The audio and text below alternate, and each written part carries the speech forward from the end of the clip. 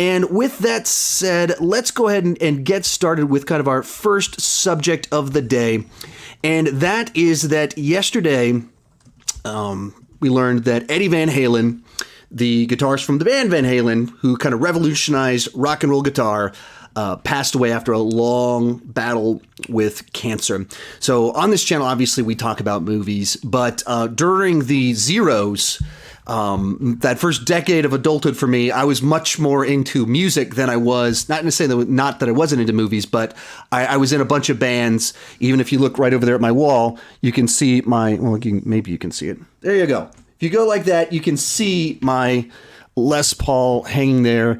So music has been a huge part of my life. And the way that I learned to play guitar is that I just bought a bunch of guitar magazines in the late 90s, early zeros, and I would just learn all the riffs from all the different bands. And of course, Eddie Van Halen being one of the definitive guitarists of the last 50 years, they always had tabs and stuff. So I learned to play guitar trying to play Eddie Van Halen riffs like so many other guitarists from the last 45 years. And, I was never really a fan of the Sammy Hagar era, but all the David Lee Roth stuff, and then even Van Halen 3 with Gary Cherone, which everyone else hates, that came out when I was in high school, so I was actually kind of fond of it. And I liked the band Extreme. He used to be the lead singer for the band Extreme, so I even liked their crappy album, Van Halen 3 with the random guy that showed up for just one album. So this was actually a pretty big loss for me. This hit me really hard when I opened it up and I saw it on Facebook, and I had to double check. Is this real? Is this one of those fake things? What? This can't be real. And then you look into it. 65 too. Yeah, 65. It's so young. Mm-hmm. Although to be honest, I feel like he's the kind of guy where it was just given the kind of rock and roll lifestyle. Yeah, it's one of those that's I'm surprised it didn't happen sooner, but it is really depressing for sure. I mean, just an absolute icon and pioneer in rock and roll. You don't have musicians like him anymore. Right. You really don't. And that's something I miss, the true rock stars, Right. And there was that was the era that they rose to prominence, was the era of the rock star, and then it was kind of that he invented this style of playing that dominated rock music of the 80s with the tapping guitar solo, shredding, even the guitar tone, everything about it. He invented something that was incredibly influential.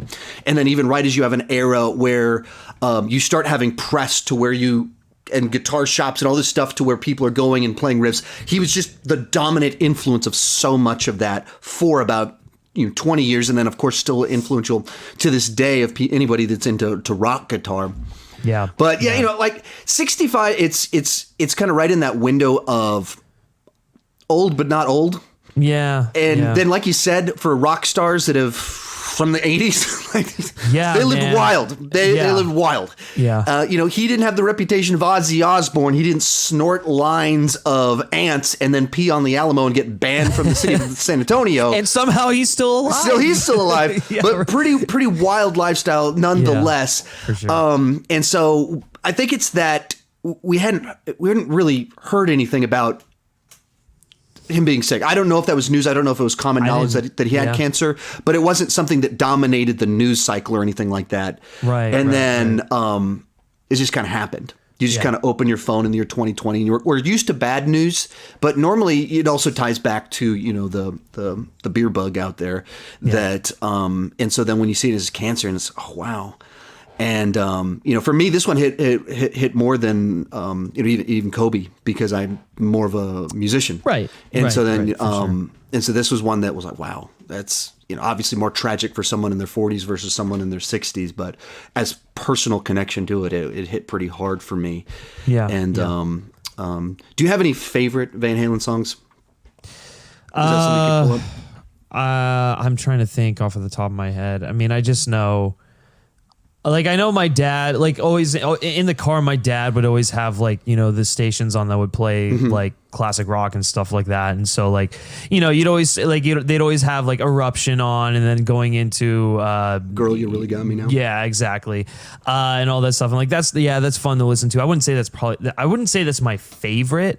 I don't know, man. It's so tough to choose. Because I like so many of that on that particular album, right? With Jump and stuff like that. Yeah, I don't know. I'd have to. What's your favorite? Unchained. Unchained. Okay. Starts off. It goes like that. Just if that helped you out understand which song I was talking about. Oh, yeah. That one is good. Yeah. They all kind of, they had like, even beyond just his guitar playing, which is definitive, even the way they did harmonies, group vocals, so much about that David Lee Roth era through 1984 was so distinctive to where, even knowing which, like some of the songs kind of blend together just a little bit, some of the albums blend together because they had such a tight sound. They changed it a little bit for 1984 when they brought in the keyboards, and then he was like, "Hey, you guys think I only know guitar? By the way, I can also shred on the keyboards." Right. But all my favorites would be from the David Lee Roth era. I've never been like, I even like some Sammy Hagar solo stuff. I mean, I Can't Drive 55. It's in Back to the Future 2. Moss Tequila came out when I was in high school. So a lot of that stuff, but the actual stuff with Van Halen, that collaboration, none of it was particularly memorable for me. So, but like all the David Lee Roth stuff was pretty awesome for me. But so I just thought about it. I think Panama might be that's probably one of my favorites for sure. That one's good. That's 1984 is when they're all really good, but it seemed like the first one and then 1984, the last one they did with David Lee Roth, both have just so many definitive songs amongst them that. But if you look at the other ones too, it's like, oh, these are also awesome. So just a really sad thing that to lose a legend so suddenly and without anything leading up to it. But that is the year 2020 for us.